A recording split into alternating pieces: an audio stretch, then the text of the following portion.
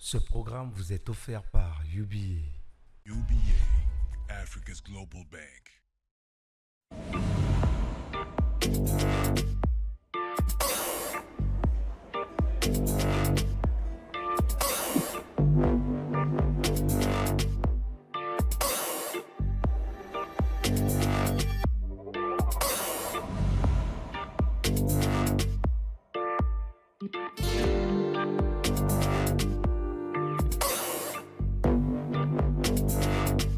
Bienvenue dans cette deuxième partie de votre émission consacrée à un sujet clé pour tout entrepreneur, le réseautage, plus communément appelé networking.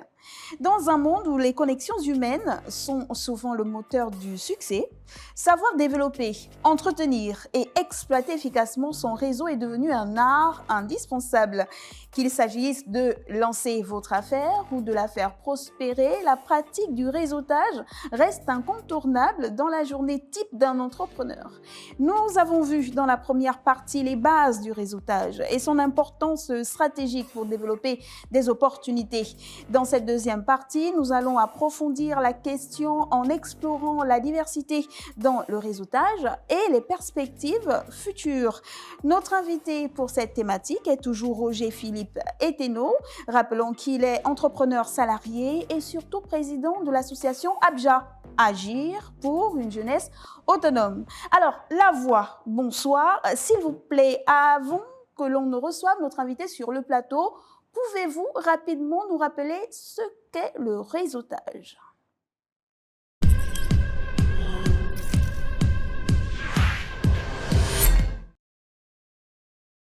Bonsoir à tous. Le réseautage est une pratique largement répandue dans le monde des affaires, mais il peut être difficile de le définir précisément. Cette définition peut varier en fonction du contexte et des objectifs de chaque individu ou entreprise.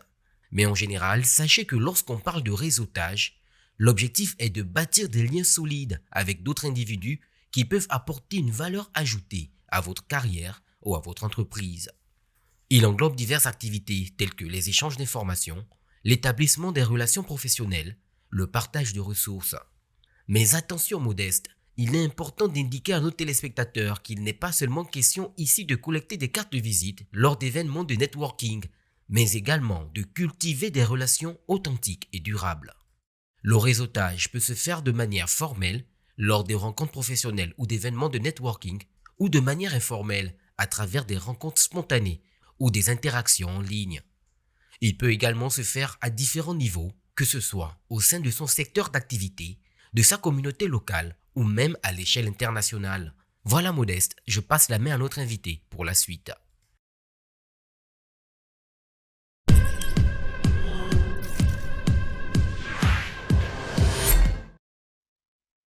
Merci encore une fois à vous la voix. Donc, nous sommes de retour sur le plateau avec notre invité. Il s'agit de Roger-Philippe Eteno. Bienvenue encore. Merci, bonjour Modeste. La thématique est la même. Oui. On parle toujours du réseautage dans le domaine entrepreneurial. Peut-être rappeler l'enjeu, puisqu'on est dans la deuxième partie. Pour planter le décor, on revient rapidement sur l'enjeu du réseautage même pour un entrepreneur. Alors l'enjeu du réseautage pour un entrepreneur, c'est plusieurs titres. Le premier titre, c'est la formation, c'est de l'information, c'est la montée en compétences et c'est du partage d'expérience. Il y a quelque chose qui m'intrigue particulièrement. Le monde du business, le monde de l'entrepreneuriat est déjà assez compétitif. Lorsqu'on décide d'adhérer à un réseau, est-ce qu'on ne s'expose pas à vivre cette compétitivité fois 1000 ? Est-ce qu'on est suffisamment prêt pour ? Est-ce que ça ne peut pas nous desservir au final ? Alors il faut comprendre que la concurrence, en principe, la concurrence est saine pour tout le monde.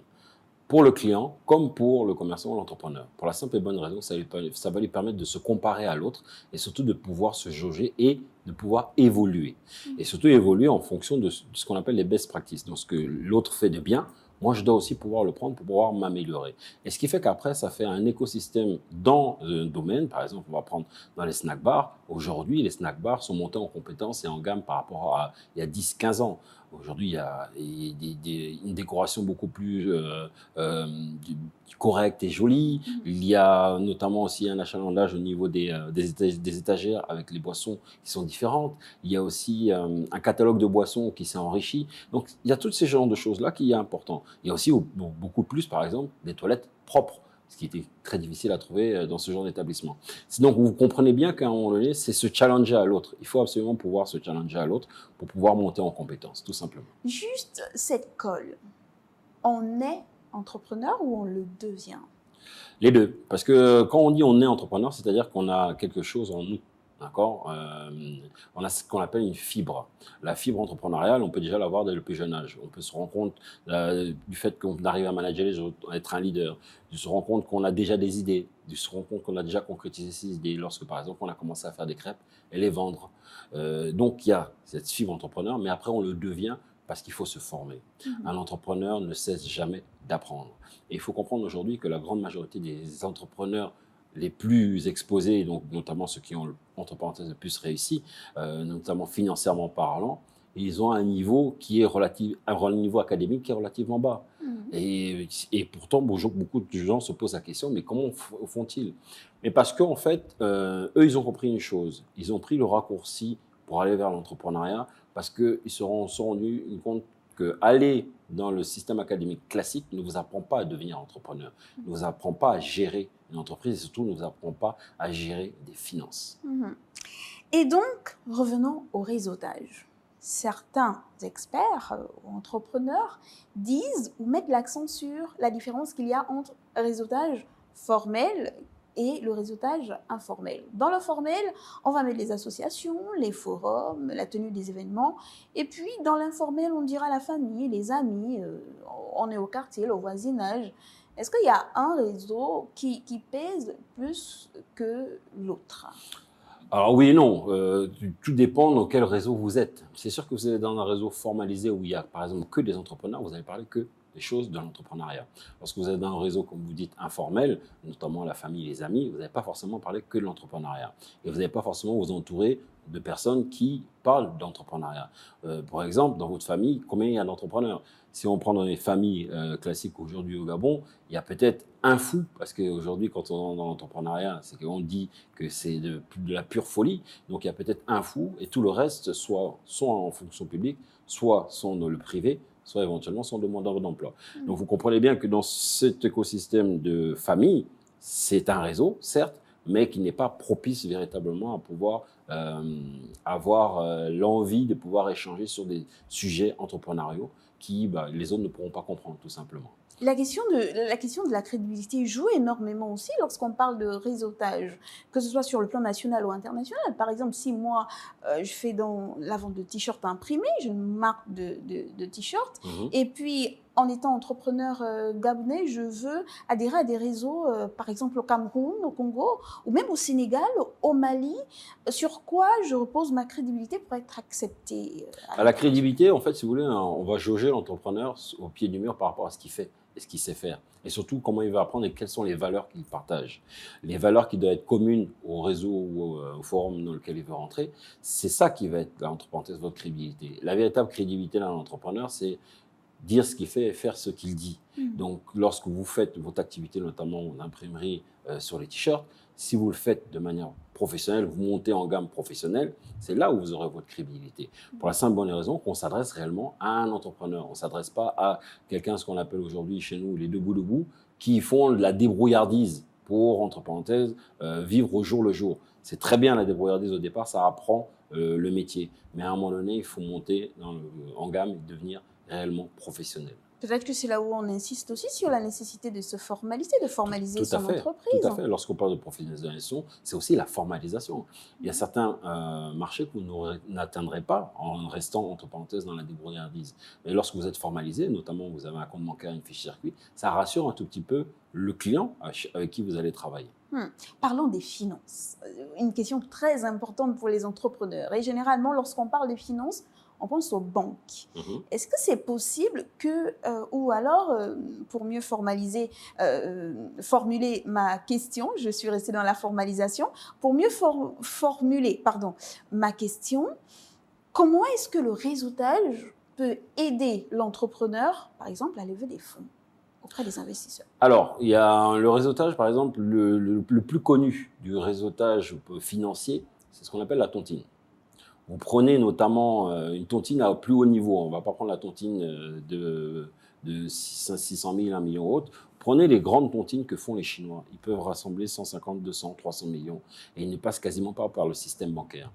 Il y a beaucoup de communautés qui sont comme ça, les Chinois, les Libanais, les Ouest-Africains. Ce sont des communautés qui ont compris que la banque, c'est un gouffre financier. L'argent a un coût. D'accord? Et lorsque nous n'avons pas forcément de moyens au départ, on ne va pas encore aller s'endetter. Parce que c'est clairement ça, puisqu'il y a les taux d'intérêt et autres. La banque est bonne lorsque vous avez suffisamment, entre parenthèses, de chiffre d'affaires, donc de bénéfices, mais derrière de marge suffisante qui permet de couvrir justement ces taux d'intérêt-là.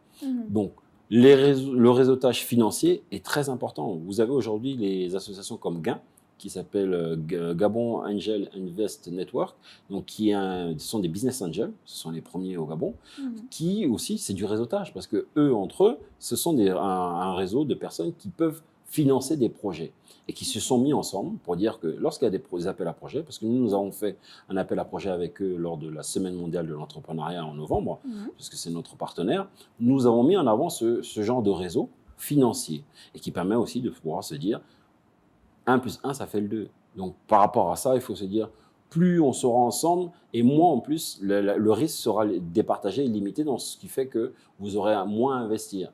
Si on est 10 à investir pour 20 millions, ce n'est pas comme si on était 2 à investir pour 20 millions. On n'a pas le même montant à sortir. Pour que l'on comprenne bien, on sait un peu comment ça se passe avec les banques, les microfinances et tout ça. Mais lorsqu'on parle de réseautage financier, concrètement, comment ça se passe? C'est-à-dire, moi, je fais partie d'un réseau, le réseau national des entrepreneurs du Gabon. Et puis, j'ai un projet, j'arrive, comment je fais? Je dépose un dossier, je vais vers le président, je vais vers le secrétaire du forum. Alors, l'idée, dans un ça premier temps, marche? c'est que nous, si vous venez à l'ABJA, par exemple, pour pouvoir se dire je veux avoir un accompagnement financier, l'ABJA n'a pas de moyens financiers pour vous accompagner. Par contre, l'ABJA peut vous aider à vous structurer, peut vous aider à vous dire ce n'est pas comme ça qu'il faut présenter ton projet. Si tu présentes ton projet de cette manière-là, quel que soit le financier, il ne va pas t'accompagner. Il y a un exemple qui est très simple. Lorsque vous faites un mariage coutumier, vous devez d'abord, la première personne qui investit, c'est vous-même. Si vous arrivez auprès de vos parents pour dire moi je veux me marier, la première question qu'ils vont vous dire, combien vous avez à mettre. D'accord? Mais c'est la même chose. Et nous allons, entre parenthèses, faire la partie d'éducation financière auprès de la personne qui veut un accompagnement financier pour pouvoir lui dire, bon, par rapport à ce que tu as, par rapport à ce que tu fais, par rapport à ce que tu perçois comme revenu, il vaut mieux aller vers telle microfinance, telle mésofinance, telle banque. D'accord? Et là, c'est là où il est important de pouvoir aussi comprendre les choses. Il y a un autre exemple, il y avait un membre de l'ABJA à un moment donné qui m'a dit il a de l'argent sur son compte, d'accord, mais il ne savait pas trop quoi en faire, entre parenthèses. Son banquier ne lui avait pas expliqué qu'est-ce que c'était le DAT, le dépôt à terme. Le dépôt à terme, c'est tout simplement mettre de l'argent de côté qui est rémunéré, d'accord? Parce que quand vous n'utilisez pas cet argent, il vaut mieux le mettre de côté, et ce qui permet, demain après-demain, lorsque vous avez besoin d'un prêt, d'avoir une garantie pour la banque pour pouvoir vous financer automatiquement. Donc, c'est ce genre de choses, d'échanges, de partage et autres, qui vont permettre de pouvoir accéder au financement. Maintenant, après, l'avantage aussi, c'est qu'au sein de notre réseau, il y a des personnes qui sont, entre parenthèses, influentes, qui ont des postes, des directions ou autres, qui peuvent permettre de pouvoir donner de la crédibilité en disant, parce que là, il faut comprendre une chose, prêter de l'argent à quelqu'un, ça se base sur une chose principale, la confiance. Et cette confiance-là, elle est basée sur quoi? Elle est basée sur plusieurs critères. Même si vous avez un dossier qui est carré, béton, parfois on ne va pas vous faire confiance. Alors que s'il y a une ou deux personnes qui est dans votre entourage et qui est capable de dire « Non, moi, je te garantis que c'est quelqu'un de confiance », ça peut passer. Vous avez pris un exemple très intéressant il y a un instant là. Vous parlez de ce membre de votre association ABJA qui vient vers vous et ne sait pas ce que c'est un DAT. Bien sûr. C'est aussi une façon de dire ou pas. Enfin, mais quand même, ça révèle que nos entrepreneurs ont besoin d'éducation financière. Bien sûr, mais le DAT, c'est un produit financier. Et le produit financier, en principe, ce sont les banques qui doivent pouvoir vous en parler. Si vous n'avez eu jamais accès à ce produit financier, vous ne le connaîtrez pas forcément. Maintenant, c'est l'échange de partage d'expérience qui a fait qu'on lui a conseillé fortement de pouvoir ouvrir un DAT. Et c'est ce qu'il a fait. Et ce qui fait que derrière, plus tard, lorsqu'il a eu besoin pour faire un emprunt, mais il avait déjà de l'argent sur le côté, donc ce qui fait que ça a permis à la banque d'être beaucoup plus rassurée. Donc véritablement aujourd'hui, en fait, lorsqu'on parle de réseautage, il est important d'être dans des réseaux forts, des réseaux qualitatifs. Aujourd'hui, notre réseau, nous avons un responsable de la clinique, ça s'appelle comment, la clinique qui se trouve à Bessieux. D'accord. La clinique médicale, j'ai oublié le nom, excusez-moi, il m'excusera. Nous avons un patron de presse, nous avons un patron d'imprimerie, nous avons différentes personnes. Diagnostic. Le centre diagnostic, exactement. Petit coucou au centre diagnostic. Donc, vous voyez, il y a pas mal de personnes qui aujourd'hui sont des personnes qui ont un minimum d'influence sur l'écosystème entrepreneurial. Nous avons aussi le dirigeant de la Caisse nationale de sécurité sociale qui est un membre de l'ABJA. Et je pourrais vous en citer quand même pas mal de personnes qui sont assez influentes, maintenant sans oublier les autres. D'accord? On vous parle des têtes de proue, ceux qui sont là, entre parenthèses, qui montrent que notre réseau aujourd'hui est fort. Et c'est ce qui nous permet réellement de pouvoir se dire, on veut, nous, pas uniquement se concentrer sur l'association ABJA, mais aussi se dire qu'il faut avoir des associations partenaires pour que nous ayons vraiment un écosystème entrepreneurial où nous ayons une voix, où on nous écoute et on nous invite lorsqu'il y a des décisions à prendre. Parce que comme je l'ai dit la dernière fois dans le numéro, tout ce qui est fait sans nous est fait contre nous. Et nous avons besoin aujourd'hui de faire entendre notre voix pour que notre voix puisse porter auprès des plus hautes autorités et qu'elles puissent comprendre qu'il faut travailler avec nous. Lorsque vous parlez de réseautage, ça fait saliver quand même. Le jeune entrepreneur qui nous regarde se dit peut-être, ah, si j'ai un bon réseau, si je suis dans le bon réseau, je peux réussir. Mais ce n'est pas toujours ça. Appartenir à un réseau d'entrepreneurs n'est pas garantie de réussite. Non, mais c'est quand même une garantie supplémentaire, dans le sens où aujourd'hui, c'est une chance que vous vous donnez. Parce que comme je le dis souvent, la chance n'existe pas, ce sont des coïncidences et des forces de concordance que vous mettez en action. Si vous ne vous mettez pas en action, la chance ne viendra pas vous trouver. D'accord? Ce qu'il faut comprendre dans le réseautage, c'est qu'il faut aussi démontrer que vous êtes quelqu'un de valeur. Ce n'est pas uniquement dire « je veux appartenir à tel réseau ». Je vous ai dit que nous, pour rentrer chez nous, il faut une interview qui dure un quart d'heure, 20 minutes pour savoir qu'est-ce que nous allons leur donner et qu'est-ce qu'ils vont nous donner. Donc, un échange, le rendez-vous du donner et du recevoir. Maintenant, après, c'est comment vous fonctionnez dans ce réseau et comment vous l'utilisez. Il ne faut pas, entre parenthèses, l'utiliser à mauvais escient. Il faut l'utiliser à bon escient, lorsqu'on a un réel besoin. D'accord? Surtout, dans un premier temps, ce sont des conseils qu'il faut essayer d'obtenir. Il faut même pouvoir obtenir le mentorat. Ça, c'est le Graal suprême, le mentorat. Ce n'est pas de l'argent, mais quelqu'un qui vous mentore, qui vous suit, qui vous accompagne, vous allez en fait ça va vous éviter de perdre de l'argent. Comme je dis souvent, je ne suis pas forcément là pour vous faire gagner de l'argent, mais je suis là pour vous apprendre à éviter de perdre cet argent-là. Et c'est déjà ça. Parce qu'aujourd'hui, parfois, beaucoup d'entrepreneurs savent comment gagner de l'argent. Mais beaucoup ne savent pas comment le garder et comment éviter d'en perdre et surtout quels sont les centres de coûts qu'il faut absolument éliminer. On va démarrer, l'entreprise fonctionne bien, tout de suite on va vouloir embaucher tout le village. C'est très bien, c'est un caractère social, mais quel est l'impact financier chez vous? Il y a un impact financier. Aujourd'hui, on ne peut plus se permettre d'embaucher sans avoir fait, entre parenthèses, une budgétisation à l'avance. C'est à la fin d'année qu'on se dit, l'année prochaine, on peut embaucher 2 ou 3 personnes parce qu'on a des réels besoins, d'accord? Mais si c'est pour venir boucher des trous, financièrement parlant, ça, vous en sortirez pas du tout. Avant de tourner cette émission, nous nous sommes rapprochés de certains entrepreneurs et on leur a clairement demandé ce qu'ils pensaient du réseautage en entrepreneuriat. Et beaucoup nous ont dit oui, c'est intéressant, mais le problème aussi, c'est que lorsqu'on appartient à un réseau, on a l'impression qu'il y a un chef suprême. Il devient comme un gourou, c'est lui qui dit, c'est lui qui dicte. Parfois, on a même l'impression qu'il va gérer un peu notre entreprise comme si il était à notre place.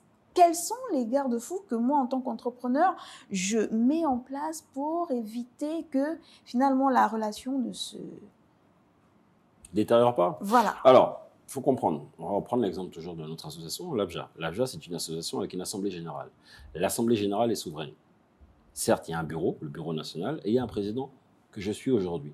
Mais ce président-là n'a pas droit de vie ou de mort sur les sociétés ou autres. Au contraire, il ne vit que parce qu'il y a des membres et des sympathisants dans son association. Sinon, il est président de quoi? De rien du tout. Maintenant, après, il faut comprendre une chose. Chacun vient avec sa manière de voir, sa perception, d'accord? Et on vient pour un partage d'idées et d'expériences. On ne vient pas absolument pour dire il faut absolument que tu viennes diriger mon entreprise de telle ou telle manière. Maintenant, ce n'est pas mauvais, entre parenthèses, qu'il y ait quelqu'un qui puisse vous aider et vous conseiller. Maintenant, il faut surtout être à l'écoute de ce conseil. Or, ce qu'on remarque, c'est que beaucoup ne sont pas à l'écoute des conseils. Je vous l'ai déjà dit, je le redis. Il est difficile de conseiller un Gabonais qui a une idée et de l'argent. D'accord? S'il a seulement l'idée, oui, c'est peut-être un peu plus facile, parce qu'il n'a pas forcément les moyens financiers, donc il sera peut-être à l'écoute. S'il a seulement l'argent, ce sera aussi peut-être un peu plus facile, parce qu'il n'a pas d'idée, il ne sait pas comment investir son argent et où l'investir.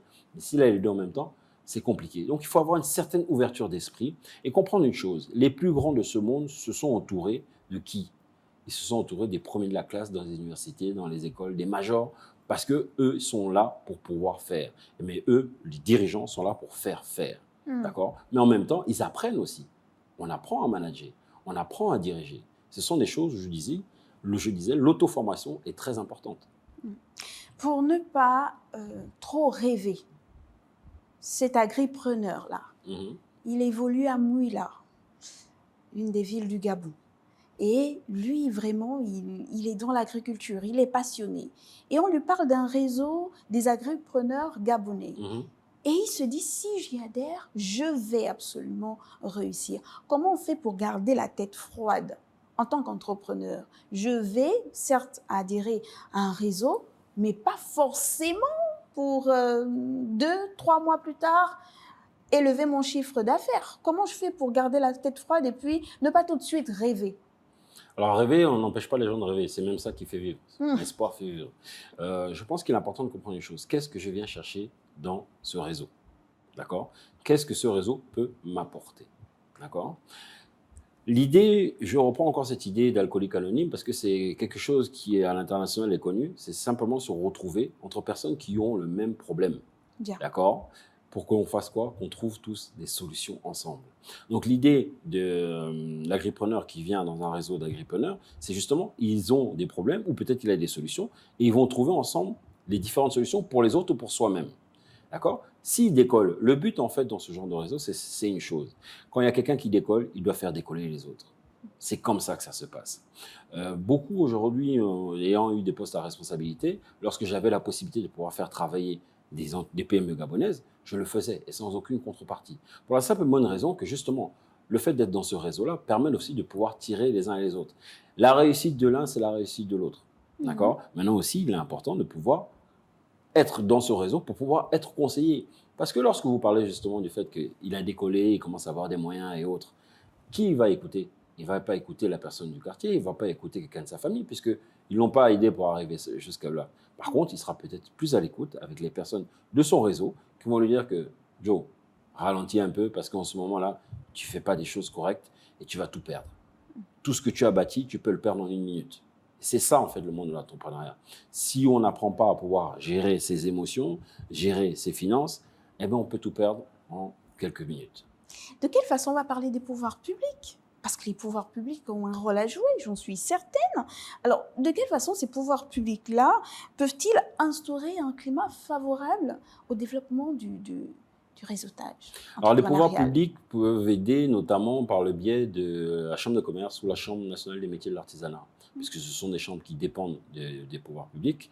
Ils peuvent aider à justement à construire un écosystème entrepreneurial favorable, et notamment des échanges, organiser des échanges réguliers entre les différents entrepreneurs, organiser des formations entre les entrepreneurs et surtout faire connaître ces entrepreneurs-là à l'étranger. Parce que c'est le rôle de la Chambre de commerce, de la Chambre de métiers nationale de l'artisanat. Maintenant, il faut redoter ces chambres-là, non seulement de prérogatives, mais surtout de moyens financiers pour pouvoir exister et pour pouvoir mettre en place leur politique. Parce que depuis quelques années, hélas, on se rend bien compte qu'il y a un déclin au niveau des activités de ces deux chambres-là, pour la simple bonne raison qu'il y a eu un désossement, puisqu'il y a beaucoup de prérogatives qui ont été mises dans d'autres agences, des agences nationales ou éventuellement dans d'autres ministères.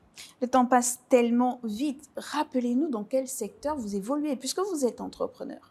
J'évolue dans le secteur de la formation, donc tout ce qui concerne la formation, management, vous avez aussi le renforcement de capacités, de formation commerciale de base, donc je peux aider là-dedans. Je suis aussi consultant, donc ce qui permet réellement de pouvoir apporter mon œil extérieur, parce qu'un consultant permet justement de pouvoir dire avec une autre voie ce qui ne fonctionne pas entre parenthèses et ce qui devrait pouvoir être amélioré. Et dire simplement une chose, il y a des choses qui existent, qui fonctionnent, on les garde. Celles qui ne fonctionnent pas du tout, on les abandonne. Celles qui fonctionnent un peu, on les améliore. Avant de nous séparer, la question de l'internaute, c'est celle de Alain. Alain écrit à Libreville, c'est au Gabon. Il dit « Je suis entrepreneur. Quelle question pourrais-je poser lors d'une conversation avec quelqu'un pendant un événement de réseautage ?» Alors, justement, nous allons organiser toute une série d'afterwork. Lors de ces échanges-là, nous aurons un invité. Il y aura un échange, un entretien avec cet invité-là et un intervenant. Au bout de 30 minutes, on laissera la parole aux différents invités, enfin aux différents participants. Et ces participants-là, justement, pourront poser des questions qui concernent soit l'expérience ou l'expertise de la personne, soit l'expérience ou l'expertise de l'entreprise dans le domaine bien concerné. Prenons un exemple simple. Aujourd'hui, on invite un patron de banque, on va demander comment, entre parenthèses, je peux avoir un prêt. Même si, entre parenthèses, il peut le savoir. Mais là, il aura l'occasion de pouvoir poser la question directement à ces personnes-là. Et dans ce genre d'événements, il est important de comprendre que ces événements sont là pour vraiment faire du réseautage et faire son propre réseau. D'accord ? Au sein d'un réseau, vous pouvez vous faire votre propre réseau. Voilà. Merci, monsieur Roger Philippe Eiteno. Je rappelle que vous êtes entrepreneur salarié. Vous êtes aussi le président de l'association ABJA, qui est Agir pour une jeunesse autonome. Notre thématique était entrepreneuriat, comment exceller dans le réseautage. Merci pour votre expertise. Merci pour votre invitation. C'est toujours un plaisir de venir à Gabon 24 et d'être interviewé par Madame Ocom. Ainsi s'achève cette deuxième partie de notre émission consacrée à l'art du réseautage dans l'entrepreneuriat. Nous avons exploré des stratégies concrètes pour bâtir des relations authentiques et durables tout en mettant en lumière l'importance d'un réseau aligné avec vos ambitions.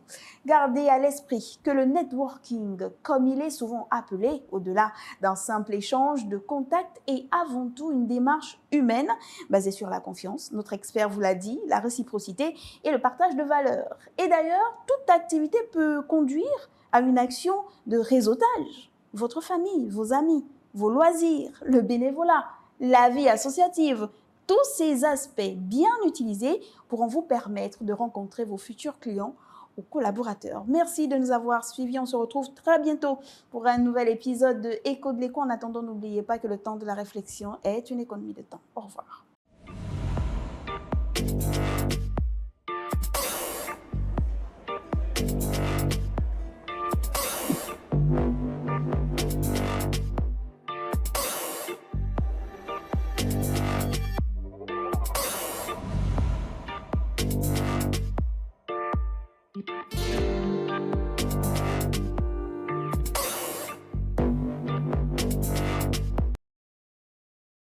Ce programme vous a été offert par UBA. UBA, Africa's Global Bank.